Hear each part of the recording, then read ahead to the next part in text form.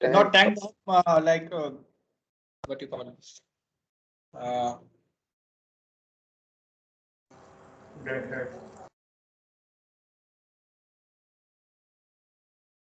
Top of the tank. Yes, sir. Top of the tank, from surface of the liquid to the top of the tank, the empty space, the measurement of that is allowed. नहीं, don't say measurement of empty space. जब तुम ऐसा कहते हो measurement of empty space, then तुम volume की बात करने लगते हो. तो हम जब alleging की बात करते हैं yes, तो by हम length, sir, by length. height की बात करते हैं basic. ठीक है. So the process of measuring the depth of air inside the tank is called as alleging. Normally ये काफी common है tankers के ऊपर, but जो लोग इन tankers में sail नहीं किया होता, they are only aware of sounding. But tankers में हम लोग ये alleging काफी ज्यादा use करते हैं, because this will help us not to clean our sounding rod again and again. Am I right, tanker guys? Yes, sir. Yes, sir. So basically ये philosophy, ये fundamental tanker से ही आया था कि हम जब sounding लेते हैं, suppose हमारे जहाज पे 20 कार्गो टैंक्स हैं और 20 की मुझे साउंडिंग लेनी पड़ जाए, एक टैंक की साउंडिंग लेने के बाद में क्रूड ऑयल की मैं बात करूं, इट्स लाइक अ ग्रीस, वो पूरी उस पे चिपक जाता है. चिपक जाएगा तो मुझे साफ करने में 20 में कम से कम, I don't know how much time it will take, I will take 15 minutes to do one tank only. तो 4 टैंक 5 घंटे लग जाएंगे मुझे साउंडिंग लेने में. तो इसीलिए हम लोगों ने साउंडिंग की जगह पर टैंकर्स के ऊपर एक नया कॉन्सेप्ट बनाया अलेजिंग का, ताकि हमारी साउंडिंग टेप बार बार गंदी ना हो. हम जब हवा वाला पोर्शन नाप लेंगे, टैंक की टोटल हाइट तो हमें मालूम ही है, जितना पानी में डूबा है वो माइनस कर, जितना हवा वाला है वो माइनस कर देंगे तो पानी वाला पोर्शन आ जाएगा. सिंपल सी बात है ना. That is what is called alleging. ठीक है. अच्छा, इस पॉइंट पे एक मेरे को क्वेश्चन याद आया. ये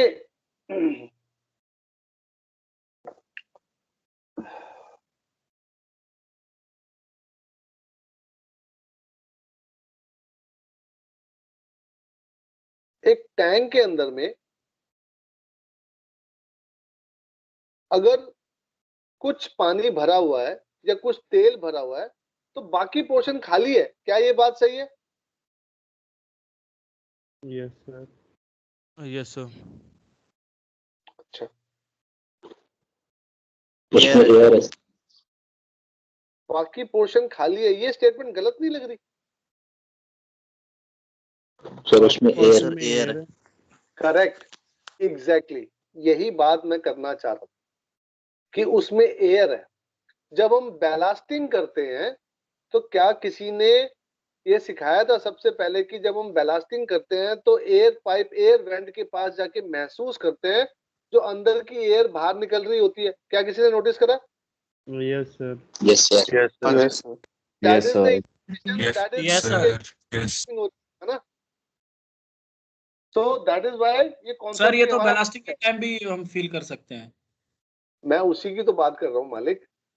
I am talking about that only. तूने क्या सोचा था? What you were hearing? Sir वो टैंक के बारे में सोच रहा था मैं, ये क्रूड वाला.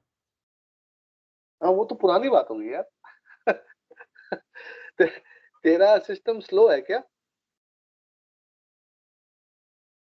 सर मेरी बैंटी हो फ्लक्चुएशन क्या? फ्लक्चुएशन हुआ बस. अच्छा ठीक है, थोड़ा मजाक चलता रहना चाहिए, है ना. कोई बात नहीं. हाँ, तो please write down this basic formula जो हमारे को आगे जरूरत पड़ने वाली है. इनसे ही हमारा काम चल जाएगा. बाकी बहुत सारे फॉर्मूलाज मैं बताऊंगा अभी, बट अभी बेसिक के लिए ये हमारे काम आने वाले हैं थ्रू आउट.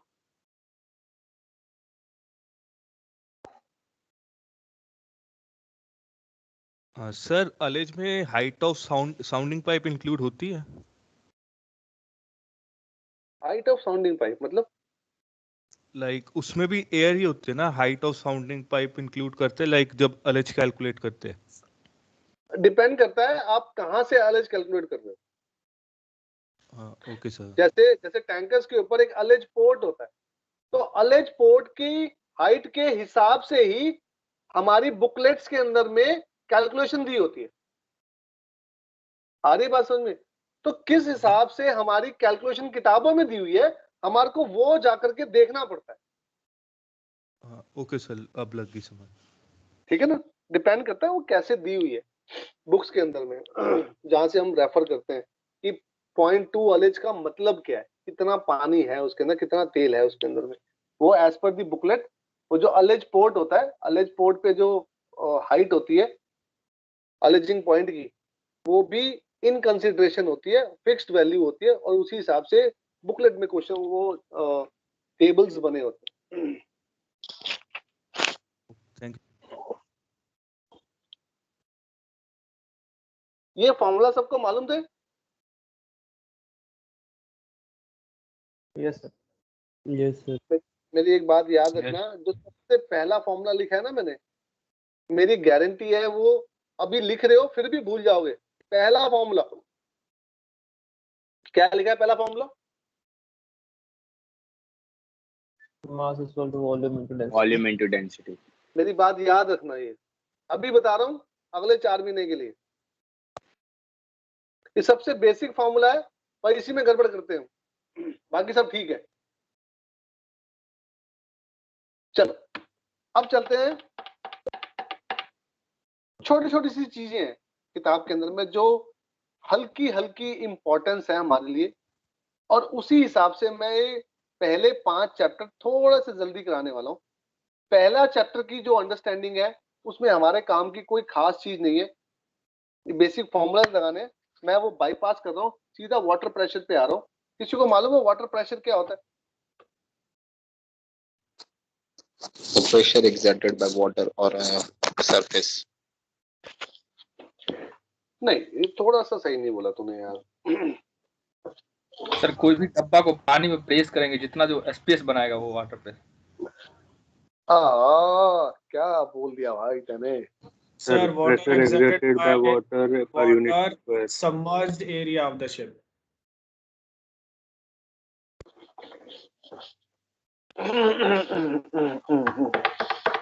अच्छा एक पर बात यूनिट करो, स्क्वायर एरिया में जितना प्रेशर वाटर एग्जर्ट करेगा वो। हाँ नहीं, मैं इसको देसी भाषा में समझना और समझाना चाह रहा था, समझते हैं इस बात को। हाँ अगर स्विमिंग पूल में अंडर वाटर स्विमिंग करेंगे तो प्रेशर एक्सर्ट होता है एक पर्टिकुलर डेप्थ पे जाने के बाद। ओके, कोई भी बॉडी को सबमर्ज करा जाए तो उसके बॉडी के साइड्स पे जो अंदर है पानी के, उन पे जो प्रेशर पड़ेगा वो वाटर प्रेशर है।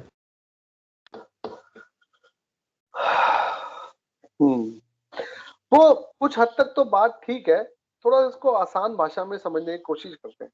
कहने का मतलब क्या है? तो ये जो प्रेशर की जो तुमने बातें की, ये डिपेंड किस पे करेगी? सर बॉडी की लेंथ पे, वेट पे, Sir, density of water. नहीं नहीं नहीं नहीं नहीं नहीं, चलो समझते हैं इस बात को, लेट्स अंडरस्टैंड दिस। एक फिल्म आई थी गजनी, सॉरी गजनी कह रहा हूँ, Ghazi. Yes sir. Yes, sir. क्या सबने वो फिल्म देखी थी? Yes sir. Yes sir. Yes sir, the Ghazi attack. The Ghazi Attack। अब गाजी अटैक में एक फंडामेंटल था। क्या फंडामेंटल था? कि हमारी वो जो सबमरीन थी वो पानी के ऊपर नीचे होती थी, और जो मुझे याद आ रहा है उसकी डिजाइन्ड मैक्सिमम डेप्थ थी 250 की। क्या ये बात सही है? Yes sir. Yes sir. Yes sir. अब ये डिजाइन्ड 250 का मतलब क्या था? अगर उससे ज्यादा जाती है तो क्या फर्क पड़ता? टोटल पानी में submarine प्रेशर pressure ज्यादा पड़ता है उसमें, external वेट pressure ज्यादा ज्यादा होता था. प्रेशर ज्यादा पड़ता, और प्रेशर ज्यादा पड़ने की वजह से ही क्या शुरू हो गया था? ब्रेकेज शुरू हो गई थी, टूटना शुरू हो गया था। याद आ रहा है कप्तान साहब की डेथ इसीलिए हुई थी। Yes sir. Yes sir. Crush होनी शुरू हो गई थी. हाँ, अब मेरा सब कहने का मतलब ये था, इस पूरी प्रक्रिया में एक ही चीज इंपॉर्टेंट थी, द डेप्थ। क्या ये बात सही है? Yes, sir. Yes, इसका sir. मतलब the pressure was mostly dependent on the depth, यानी height of column above that point. क्या ये बात सही है? Yes, sir. है ना? Yes, sir.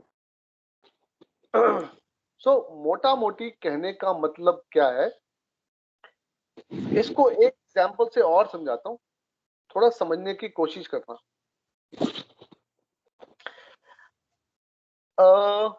ऐसा मान लो जिस कमरे में तुम लोग बैठे हुए हो उसको एक्वेरियम मान लो। क्या मान लो? Aquarium. एक्वेरियम। तो तुम्हारे कमरे के साइज का एक्वेरियम है, ऐसा मान लेते हैं, और इस एक्वेरियम में सॉल्ट वाटर भरा हुआ है फॉर एग्जांपल। ठीक है, कोई परेशानी? नहीं सर. अब इसमें मैंने एक मछली डाल दी और पानी की सतह से, ऊपर वाली सतह से मछली 2 मीटर पानी के नीचे तैर रही है, तो मछली के ऊपर पानी के कॉलम की हाइट कितनी हुई? 2 मीटर. 2 मीटर. 2 मीटर. 2 मीटर, बिल्कुल ठीक। तो इस मछली के ऊपर कुछ पानी का दबाव होगा, हाँ या ना? Sir. हाँ सर. बिल्कुल ठीक बात है। अब एक नदी में आ जाओ, नहीं नदी नहीं, एक झोड़ में आ जाओ। झोड़ समझते हो? तालाब में आ जाओ। Yes, sir. तालाब मान लो, स्विमिंग पूल मान लो। चलो, स्विमिंग पूल जो कि कमरे से बहुत बड़ा होता है, उस स्विमिंग पूल में तालाब के अंदर में सॉल्ट वाटर भरा हुआ है और उसमें मैंने एक मछली जो पानी की सतह से 2 मीटर पे तैर रही थी सपोज, तो क्या उस पे कुछ प्रेशर होगा? Yes, sir. सही है ना? कोई परेशानी? नहीं Pressure सर. होगा उस पे. ओके। अब एक बड़ा समुंदर ले लो। अब बड़े समुंदर में, जो कि बहुत बहुत बहुत बहुत बड़ा है, उसमें एक मछली जो उस पानी की सतह से 2 मीटर पे तैर रही है, क्या उस पे भी कुछ प्रेशर होगा? Yes, sir. ऐसा. अब ये तीनों एग्जाम्पल में क्या तीनों मछलियों पे सेम प्रेशर होगा? नहीं सर. No sir. बिल्कुल ठीक। सोचते रहो, बताओ बताओ। होगा. बिल्कुल सेम प्रेशर होगा तीनों मछलियों पर। यही चीज समझानी है, because pressure is only dependent upon the height of column of liquid above that point and the density of liquid. अब मेरे इन तीनों एग्जाम्पल के अंदर में मैंने सॉल्ट वाटर लिया था, तीनों मछलियों को मैंने 2 मीटर हाइट पे रखा, 2 मीटर डेप्थ पे रखा था। Yes, sir. तो तीनों मछलियों के ऊपर इक्वल प्रेशर रहेगा। बस यही बात समझनी है, इररिस्पेक्टिव ऑफ आउटसाइड सर्कमस्टांसेस। छोटी जगह, बड़ा एरिया, बहुत बड़ा एरिया, डज नॉट मैटर। यही बात आपकी स्क्रीन पर मैथमेटिकली आ रही है, लिखी भी हुई है, नोट डाउन करें। मछली के साइज से तो फर्क पड़ेगा ना सर? मछली के साइज से भी फर्क नहीं पड़ेगा, बिल्कुल भी फर्क नहीं पड़ेगा।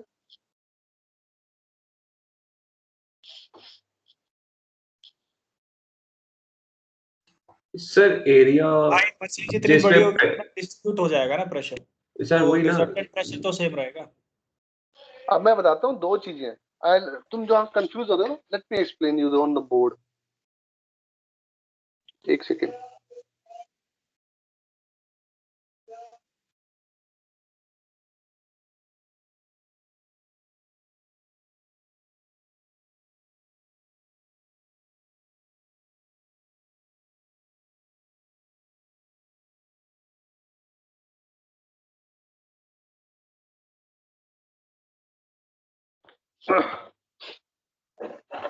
तुम लोग जहां कंफ्यूज हो रहे हो ना, मैं समझाता हूँ अभी कहाँ कंफ्यूज हो रहे हो।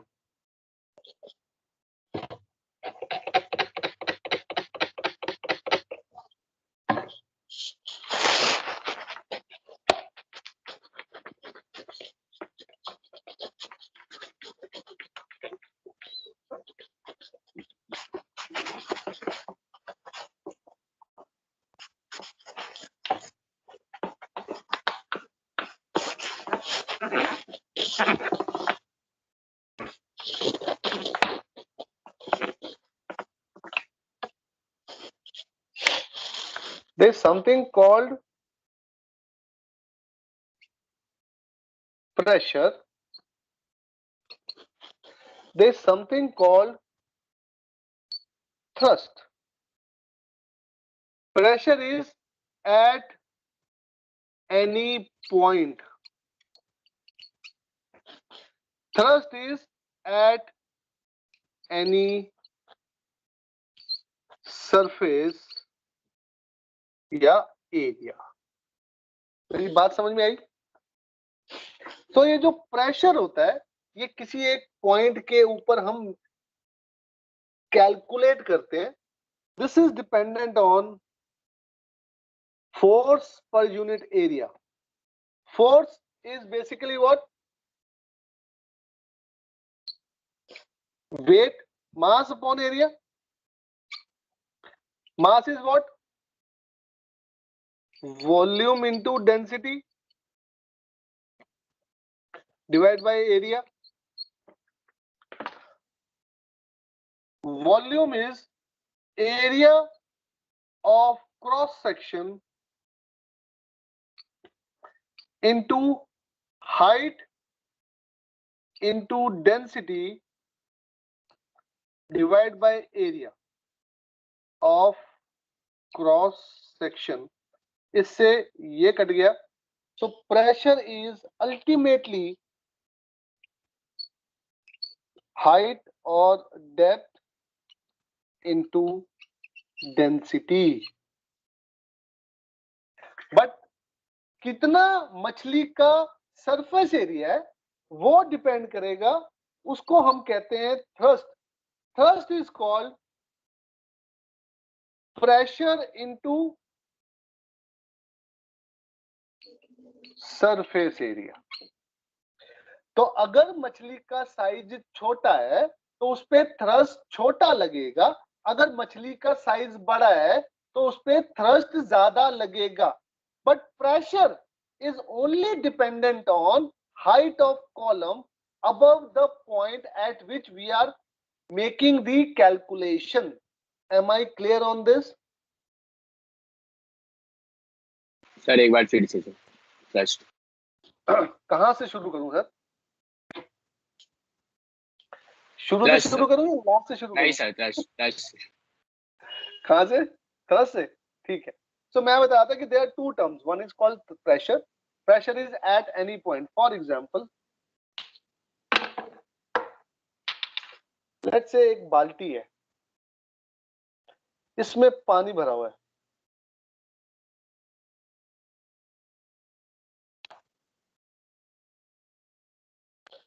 इस पॉइंट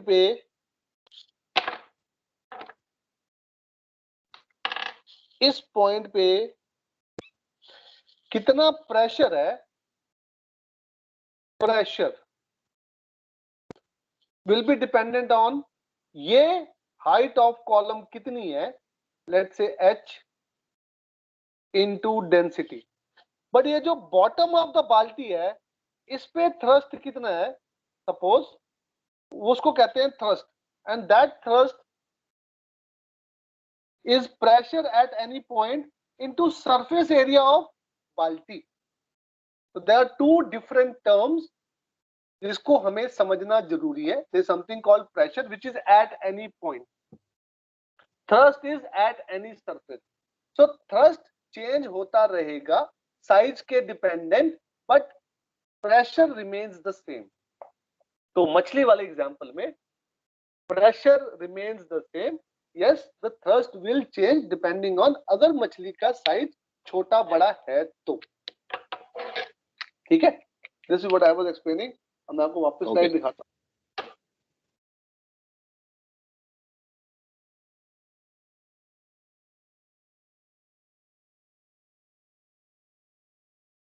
तो तुम्हारे को एक एग्जांपल और देता हूँ। I will give you one more example. सबने जहाज पे लूब ऑयल ड्रम देखा है क्या? Yes sir. Yes sir. अच्छा, लूब ऑयल ड्रम में कभी पानी भरा है? सॉल्ट वाटर या फ्रेश वाटर भरा हो? हाँ तो कभी नहीं भरा? अच्छा, वेरी गुड, चलो कोई बात नहीं। अब एक काम करो, एक खाली लूवाल ड्रम लो, जहाज पे पहुंचो और फायर हाइड्रेंट से उसमें पानी भर दो, फुल भर दिया सर। अब ड्रम के साइड पे, ड्रम की नॉर्मली जो लेंथ होती है वो जहां तक मुझे याद है 4 फुट के आसपास होगी उसकी हाइट, तो लेंथ कह रहा हूँ, हाइट, क्या ये बात सही है? तकरीबन 4 फुट के आसपास। यस यस अब एक छेद करो ऊपर से, एक छेद करो ऊपर से 1 मीटर पे, सॉरी 1 फीट पे, 1 फीट पे, और दूसरा छेद करो एकदम सेंटर में 2 फीट पे, तीसरा छेद करो 3 फीट पे ऊपर से। कर दिए तीनों छेद? Yes sir. अब मुझे बताओ क्या नोटिस कर रहे हो? नीचे वाले छेद से पानी ज्यादा दूर तक जाएगा, बिल्कुल सही, ऊपर एब्सोल्युटली। वाले छेद से। वाई? सर प्रेशर ज्यादा है, डेप्थ की वजह से बढ़ गया होगा।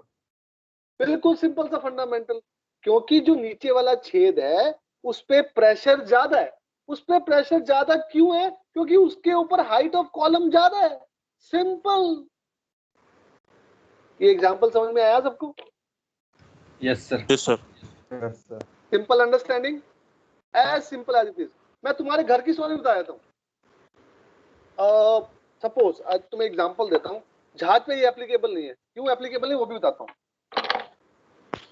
हम जिस घर में रहते हैं, मान लेते हैं हमारे पास ग्राउंड फ्लोर भी है, मान लेते हैं हमारे पास फर्स्ट फ्लोर भी है, और हमारे पास सेकंड फ्लोर भी है। सब लोग इमेजिन करो, ये मैं तुम्हारा प्रैक्टिकल एग्जांपल बता रहा हूँ, घर का एग्जांपल, बहुत अच्छा एग्जांपल है। अब तीनों फ्लोर पे बाथरूम्स हैं, नहाने वाले बाथरूम, और नहाने वाले मतलब बाथरूम नहाने वाले ही होते हैं, मतलब कहने का मतलब ये है कि there is a shower area in all the 3 bathrooms at 3 different floors। ये बात समझ में आ रही है? अब नॉर्मली क्या होता है हमारे घरों के अंदर में, जो हमारे हिंदुस्तान में घर बनते हैं उन सब में ये तीनों फ्लोर के ऊपर एक छोटा जो छत होती है, छत के ऊपर हमारी टंकी रखी होती है। क्या ये बात सही है? Yes sir. अब जो सेकंड फ्लोर पे बाथरूम है उसमें घुसो, यस सर। और शॉवर ऑन करो। Try and feel the pressure of liquid which is coming out.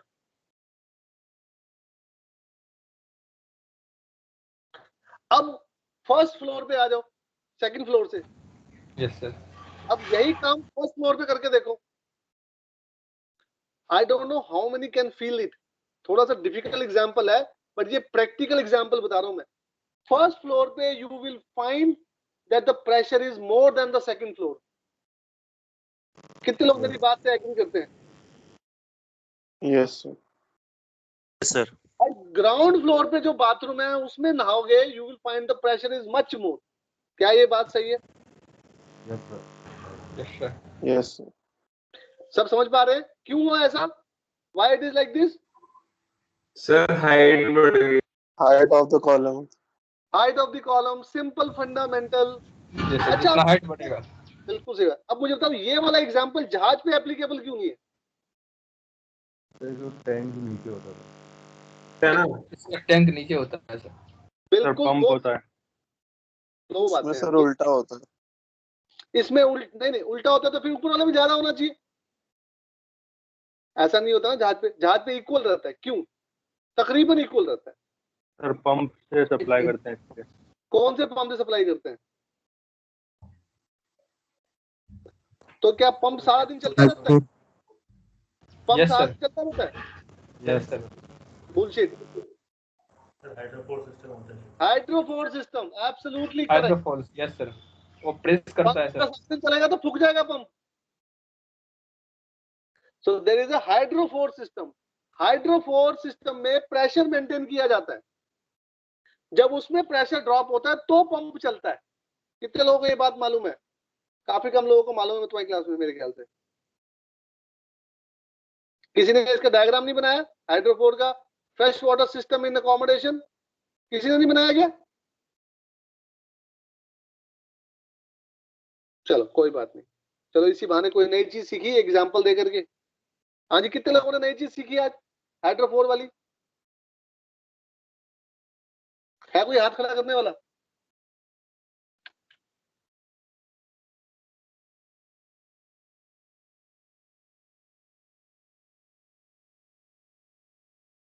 काफी लोग हैं। ये बड़ी इंपॉर्टेंट चीजें हैं, हमारे को कैडेटशिप में ही सीख जाना चाहिए था कि कैसे पानी का सिस्टम चलता है। एक्चुअली क्या कोई सिखाता नहीं है जहाज के ऊपर, ये बहुत बड़ा प्रॉब्लम है। हमारे घरों में जो चीजें चलती हैं हमें लगता है वैसा ही जहाज के ऊपर है, जहाज के ऊपर ऐसा नहीं है। जहाज के ऊपर कोई टंकी नहीं होती, ऊपर ब्रिज होता है। देखी कभी कोई टंकी? हाँ भाई, किसी ने कोई टंकी देखी थी जहाज पे? एनीबडी हैज सीन द टंकी ऑन द टॉप? नहीं सर। क्या पता किसी को मिल गई हो, है ना? तो वो टंकी नहीं होती। अब तुम कहोगे कि पंप चलता रहता है, अगर पंप चलेगा 24 घंटे तो पंप फूक जाएगा। No pump can run like this 24 hours 365 days. सो उसके लिए ही हमने क्या सिस्टम बनाया? हाइड्रोफोर सिस्टम बनाया है। एयर प्रेशर मेंटेन करते हैं हाइड्रोफोर में। तो अगर पानी का प्रेशर कम होता है तो हाइड्रोफोर प्रेशर डाल करके पानी का लेवल बना देता है, पानी का प्रेशर बना के रखता है। और जब उसमें पानी कम होता है तो पंप चलता है पानी भरने के लिए हाइड्रोफोर के अंदर में। That's how the system works on board. ठीक है सर बोलो बोलो। ऐसे जैसे अभी हाइड्रोफोर था, तो जैसे हम लोग हाइड्रोफोर का वो करते हैं तो उसपे जो होता है वो फिल्टर जो लगा होता है, तो क्या फिल्टर से जैसे हम लोग केवल उसका पीएच वैल्यू मतलब चेक करते हैं, तो हम लोग ये कैसे चेक कर रहे हैं कि वो हमारे मतलब रेगुलेट कर रहा पानी विद द एयर प्रेशर? क्योंकि वो जैसा मैंने एक बार देखा था तो उन्होंने कहा, जो वहाँ पे चेक करने आए थे उन्होंने बताया कि केवल आप पीएच वैल्यू देंगे और पीएच वैल्यू आपको बताएंगे। If it is above 9 then it is able you can drink that water। कुछ ऐसे ही बोला था। पीएच वैल्यू क्या है भाई? पीएच तो पानी का, पानी लिया है तो घर में चेक कर लो pH value. It is just about the sample of water taken from anywhere. तो वो टैंक से लेके हाइड्रोफोर से चेक कर रहे हैं, बस इतनी सी बात है। अच्छा, तो हाइड्रोफोर पे तो बिल्कुल करेक्ट आएगा ना, जितना मतलब रिक्वायर्ड होगा उतना ही आएगा, बिकॉज वो तो करेक्ट मतलब पूरा प्योर देता हुआ फिल्टर हाइड्रोफोर का। तो उससे हमें क्या फर्क पड़ता है?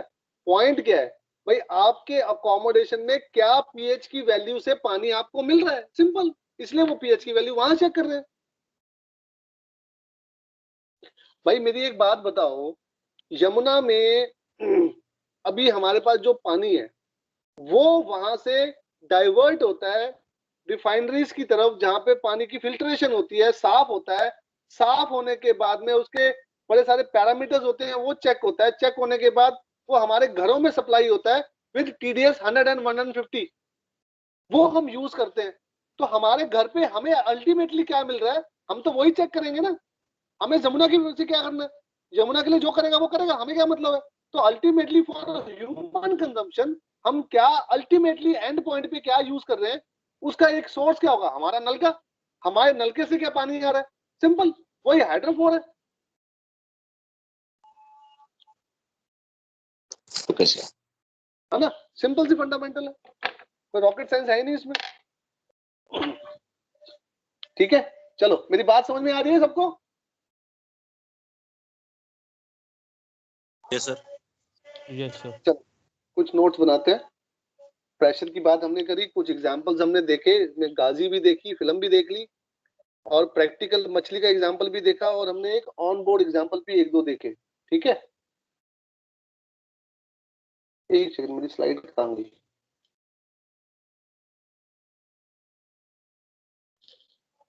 हाँ जी, ये नोट कर लिया सबने? तो दूसरी टर्म थी थ्रस्ट की, जो मैं बोर्ड पे बना रहा था, and that is called the total pressure exerted on a given surface. So there are two different terms. One is called pressure and one is called thrust. Thrust is calculated as pressure into area, and the unit of thrust is tons, while the unit of pressure is tons per meter square.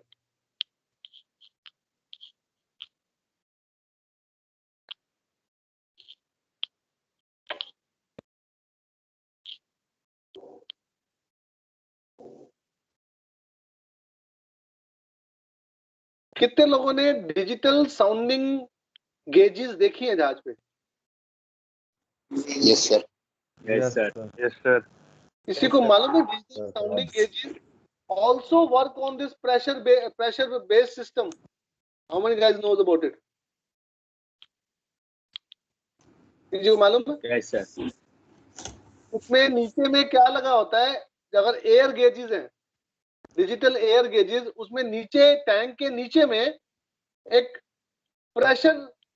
Air pressure की tube लगी होती है और वो constantly अपना air release करती रहती है।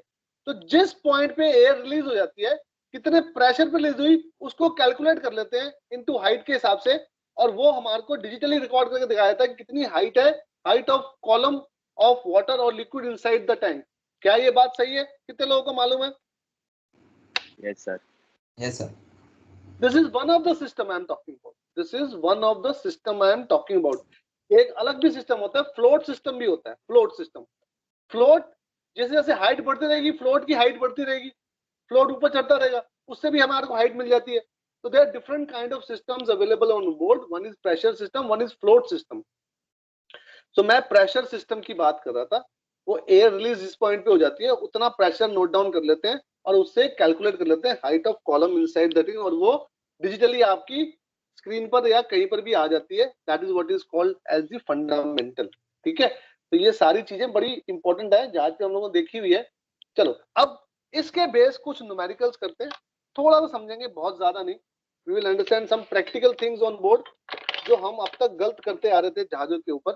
कुछ एग्जाम्पल दे रहा हूं, नोट डाउन करिएगा।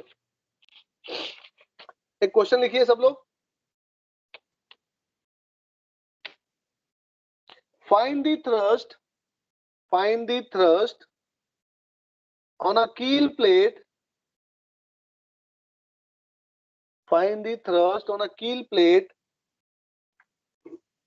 having dimensions 10 meter into 2 meter. कील प्लेट की डायमेंशन दी हुई है 10 मीटर इंटू 2 मीटर। आगे लिखिए, when the draft of the ship is 5 meter in salt water. Sir, 1 second. Find the thrust on the keel plate having dimension 10 meter into 2 meter when the ship draft is 5 meter in salt water.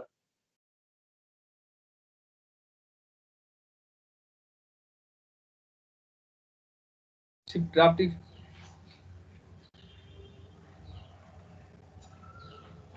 draft 5 meter 102.5 102.5 tons.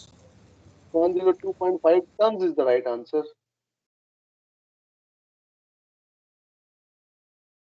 समझते हैं इसको।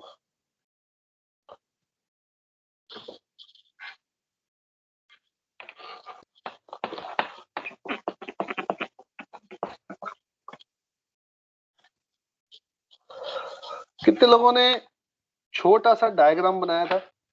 कोई है जिसने diagram बनाया हो छोटा सा? मेरी एक रिक्वेस्ट है सब लोगों से, थोड़ी थोड़ी आदत डालेंगे छोटा छोटा डायग्राम बनाने की, कभी भी गलती नहीं होगी, पास होने के चांस बढ़ जाएंगे एग्जामिनेशन में।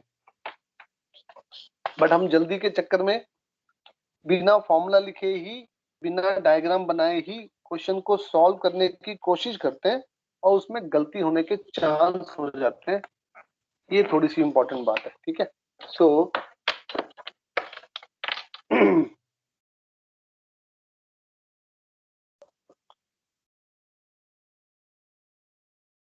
ये एक हमारा जहाज दिया हुआ है, दिस इज कॉल्ड कील प्लेट। इसकी डायमेंशन दी हुई है 10 मीटर क्रॉस 2 मीटर। और ये जहाज पानी में डूबा हुआ है, इसका ड्राफ्ट दिया हुआ है। सबको ड्राफ्ट मालूम है क्या चीज, समझ कोई बताने की जरूरत तो नहीं है ना ड्राफ्ट के बारे में? आई एम अज्यूमिंग ड्राफ्ट मालूम है, इसलिए यस कोई सर। डाउट? ठीक है, तो दिस इज द ड्राफ्ट। तो हमारे को निकालना है थ्रस्ट। सो थ्रस्ट होता है pressure into area of given surface, जिस पे निकालना है। So thrust is equal to pressure. Pressure क्या होता है? Depth into density into area. So depth कितनी हुई, यानी कॉलम इस पॉइंट पे कॉलम ऑफ वाटर कितना है? 5 मीटर। सो 5 इंटू 1.025। और इस पूरी प्लेट पे कितना प्रेशर होगा? Complete pressure on this plate एक पॉइंट पे इतना है, तो टोटल कितना होगा इन सबका जोड़? जोड़ मतलब area of surface area which is equal to 10 into 2, this is equal to 102.5 tons thrust. तो मेरी रिक्वेस्ट है आगे से सब लोग ऐसे छोटा सा डायग्राम बनाएंगे, पूरा फॉर्मूला लिखेंगे और फिर आंसर निकालेंगे, कोशिश करेंगे यूनिट भी डालने की। ठीक है, is it clear everybody? Yes yes दुखी हो क्यों बोल रहा है यार? इतना दुखी हो क्यों बोल रहा है भाई, ये बताओ। चलो आगे करते हैं।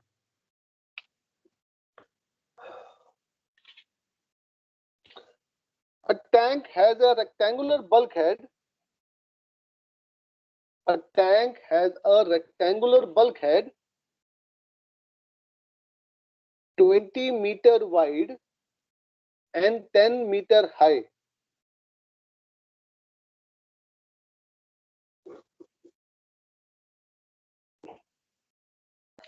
Find the thrust experienced by the bulkhead.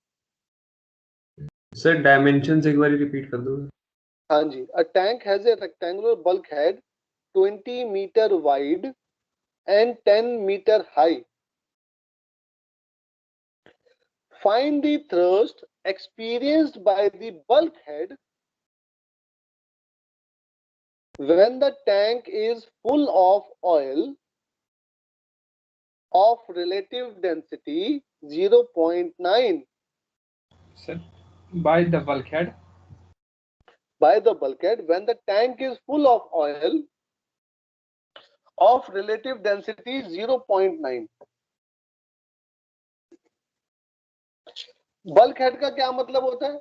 हमारे घरों में जिसको दीवार बोलते हैं, जहाज पे उसी को बल्कहेड कह देते हैं। क्या ये बात सही है? Yes yes sir. Yes sir. तो जो घर में हमारी दीवार होती है वो जहाज पे जाके बल्कहेड बन जाती है, बस इतनी सी बात है। रिलेटिव डेंसिटी और 0.9 सब लोग छोटा सा डायग्राम बनाएंगे फिर सॉल्व करेंगे। अब मैं समझाता हूँ इस क्वेश्चन को थोड़ा सा। ये ऐसा मान लेते हैं, ये दीवार है, बल्कहेड है।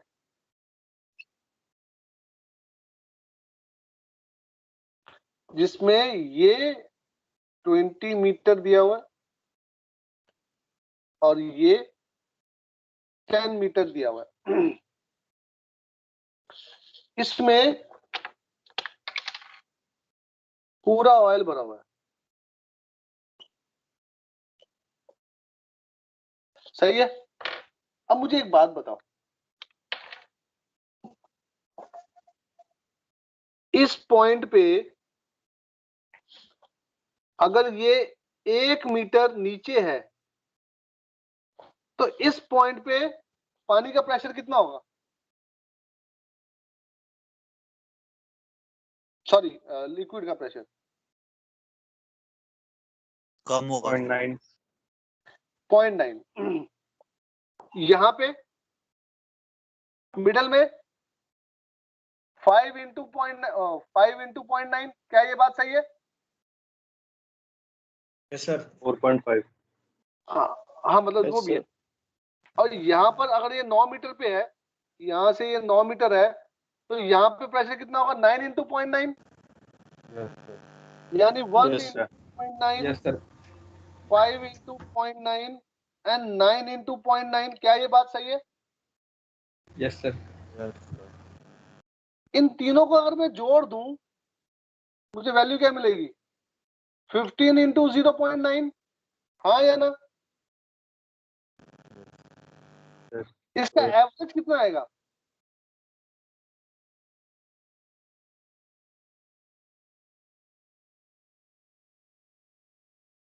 है कि नहीं?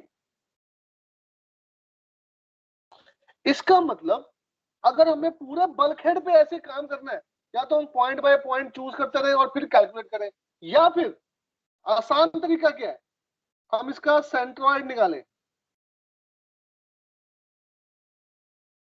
Centroid of the submerged portion, centroid of the submerged portion, यानी कि यहां से 5 मीटर और यहां से 5 मीटर पे सेंट्रॉइड होगा इसका। इसका मतलब अगर हम प्रेशर एट सेंट्रॉइड निकाल लें, which is depth into density, which is 5 into 0.9, और टोटल एरिया सबमर्ज्ड एरिया से मल्टीप्लाई कर दें, that will give us this thrust. So thrust is equal to pressure into submerged area. So 5 into 0.9 into 20 into 10. How much is this? 900 tons.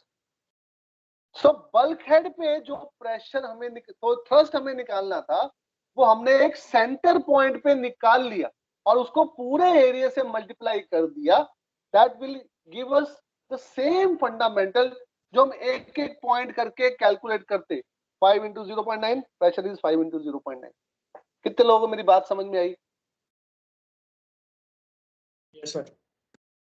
ठीक है।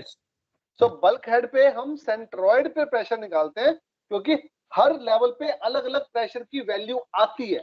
But जब ये bottom पे हम pressure calculate करते हैं, तो सभी पॉइंट पे सेम वैल्यू आने वाली है। क्या ये बात सही है?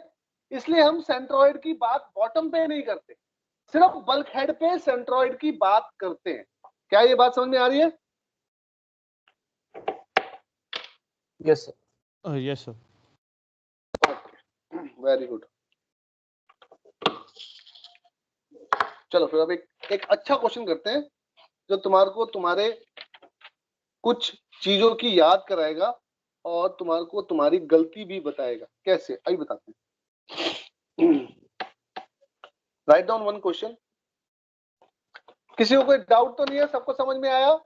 बल्क हेड पे कैसे करते हैं? हमेशा सेंट्रॉइड पे निकालते हैं। ठीक है, अब लिखो क्वेश्चन। अ कोलिजन बल्क हेड जो रेक्टेंगल, अच्छा एक चीज बताना भूल गया मैं, जो रेक्टेंगल का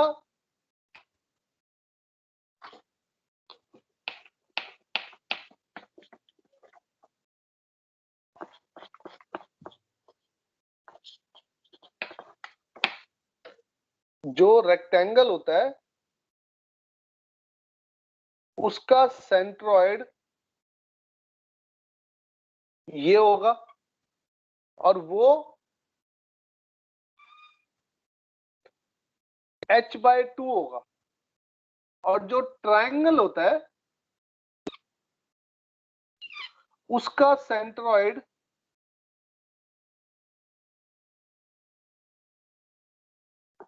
ये होता है। सो अगर ये उसकी हाइट है, ये वाला हिस्सा 1/3 ऑफ h होता है, ये वाला हिस्सा 2/3 ऑफ H होता है। इसको बेस कहते हैं, इसको एपेक्स कहते हैं। ये एक बार नोट कर लो, फिर अगला क्वेश्चन देता हूं।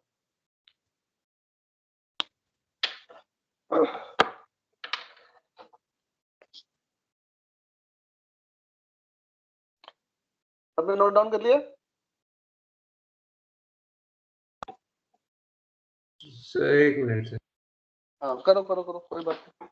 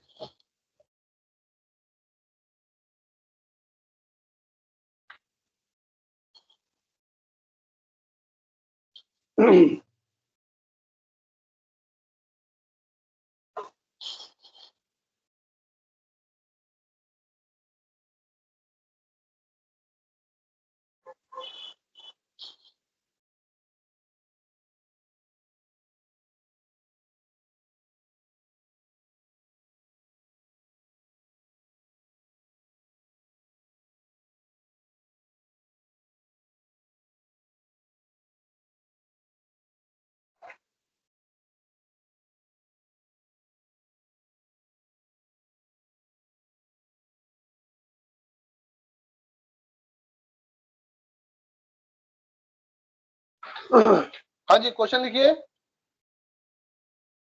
वैसे टाइम हो गया यार, क्या टाइम हो गया? 1110 सर। 1109। 1109।